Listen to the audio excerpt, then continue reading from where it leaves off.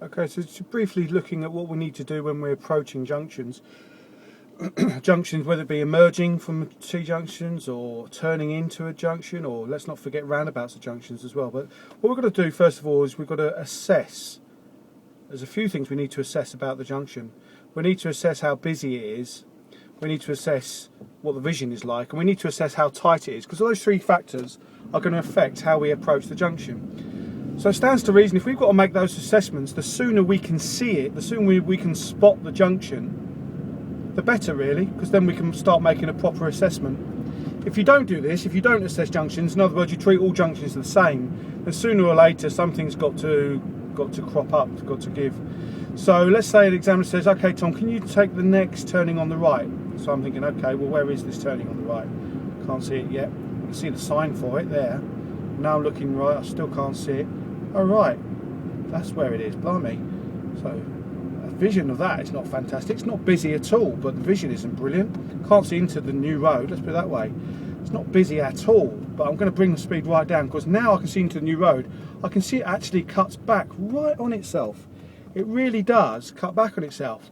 So if I approach this too soon, second gear, say 10-15 miles an hour, my steering would have to give, and probably my observations, because I wouldn't be able to see into that new road. Look how far back this goes on itself.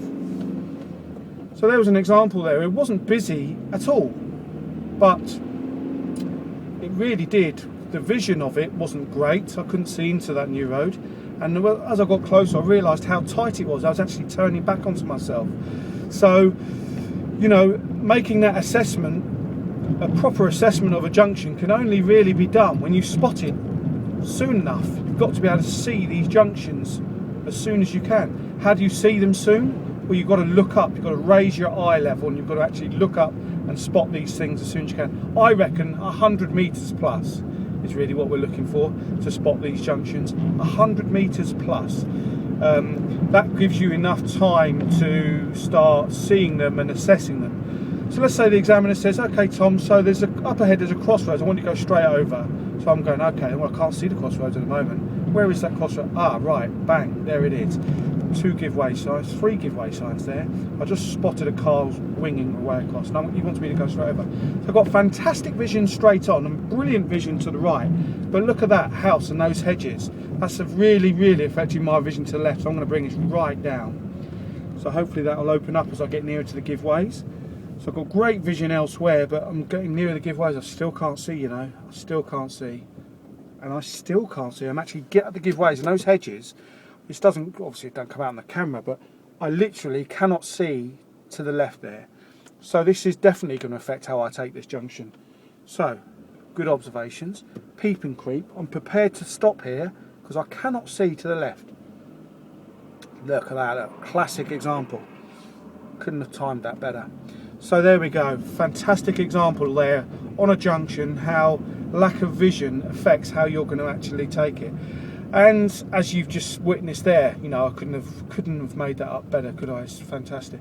As you've just witnessed, if you don't assess these junctions properly, then what can happen is that you something gives normally, whether it be the observations or the position in the road, the steering, because you don't have enough time. Because you're travelling too fast at the junction, towards the junction, you don't have enough time to do the proper observations or the proper steering. You literally don't have time for it. And this, don't forget, this applies for roundabouts. I'll stick up another one to do specifically to do with roundabouts, but it's all related, you know. So assessing these junctions is really, really key. It's a very big skill. First of all, you've got to actually see the thing. So you've got to look open up your eyes and look and spot these junctions. You might get away with this if you're very, very familiar with the roads, then you might get away with it for a while. But when you're driving unfamiliar roads and routes, then suddenly you realise how important this skill is to actually be able to identify and spot these junctions early on.